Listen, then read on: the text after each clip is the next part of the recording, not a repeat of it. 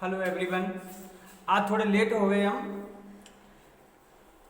मेरे निजी जो व्हाट्सएप नंबर है उस पर बच्चों का कहना है कि जो ऑन एज ब्लाइंडनेस कविता है उसको पुनः पढ़ा दो। आप लेट जुड़े होंगे, वैसे मैंने पढ़ाकर डाल दी है, लेकिन आप कह रहे हैं इस वजह से मैं पुनः पढ़ा रहा हूँ और सब लोग पढ़ते रहें। देखो पहले तो ये समझिए ये है क्या।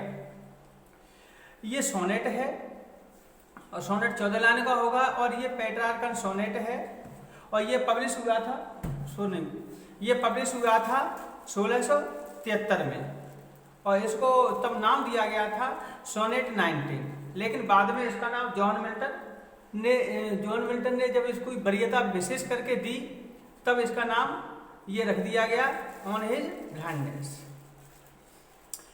तो जो पेट्रार्कन सोनेट होता है वो ऑक्टेव और सेस्टेट में बटा होता है। जो ऑक्टेव होता है शुरू की 8 लाइन को ऑक्टेव कहा जाता है, नीचे की जो 6 लाइन होती है उनको सेस्टेट कहा जाता है। और जो ऑक्टेव होता है वह फुल ऑफ प्रॉब्लम्स होता है जिसको कहते हैं सिजुरा। जो सिजुरा होता है वो फुल ऑफ प्रॉब्लम्स होता है, उसमें जो कवि होता है वह दुखी रहता है और उसका नीचे की 6 लाइन होती हैं वो वोल्टा होती हैं और वोल्टा में क्या होता है, उन समस्याओं का समाधान होता है।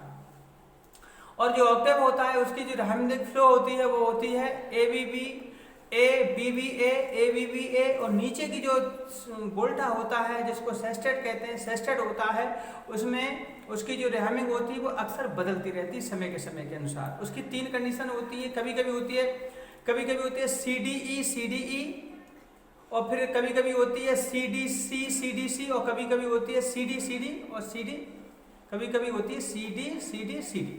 इस तरह से 3 भागों में ये बटी होती है।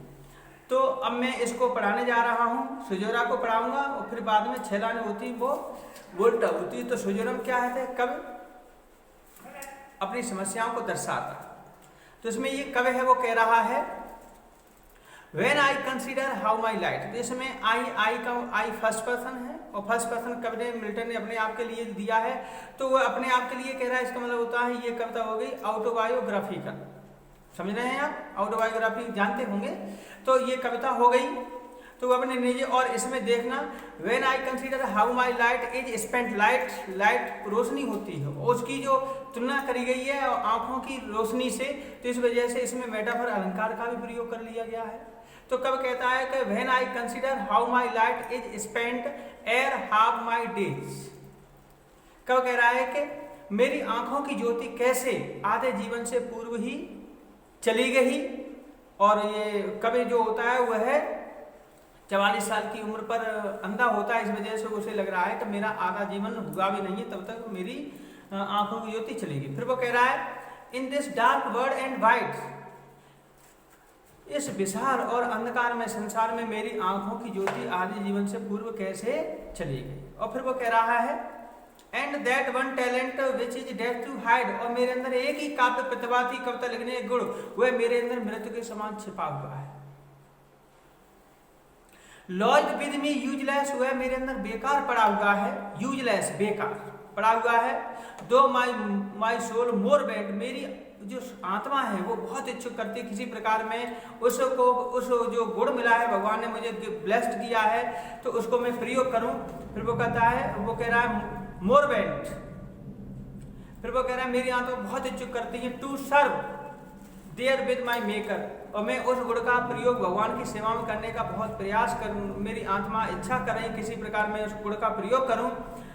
फिर वो कह रहा है to serve therewith my maker and present true account, और वो क्यों सेवा करना चाहता है, क्योंकि वह कविता उस गुण का प्रयोग क्यों करना चाहता है, क्योंकि वह अपना सही लेखा जोखा भगवान के सामने, वो उसके मन में लग रहा है कि जब मेरी मरने के बाद मेरी भगवान से मुलाकात होगी तो उस समय में भगवान को अपने जीवन का सही लेखा जोखा प्रस्तुत कर सकूं। फिर वो कह रहा है मन में विचार कर रहा है लेस्ट ही रिटर्न ने चिड़, अब वो मन विचार कर रहा है कहीं ऐसा ना हो कि अब मैं अंधा हो चुका हूं, अब मैं उस गुण का प्रयोग नहीं कर पा रहा हूं, कहीं मुझे अब लेस्ट रिटर्न ने लौट करके मुझे अब कहीं डांट ना खानी पड़े। फिर वो कह रहा है doth God exact day labour, कब कह रहा है क्या भगवान डे लेबर नाइट डांस, कब कह रहा है डथ गॉड एग्जैक्ट डे लेवर नाइट नाइट, कब कह रहा है कि लाइट डिनाइट, मेरी आंखों की ज्योति छीन ली, लाइट डिनाइट यानी आंखों से मने कर दिया, आंखों की ज्योति छीन ली। क्या भगवान फिर भी मुझसे दिन के कार्य की आशा किए हुए बैठा है कि दिन में जो जो कार्य होते हैं उसके हिसाब किताब मुझसे लेगा?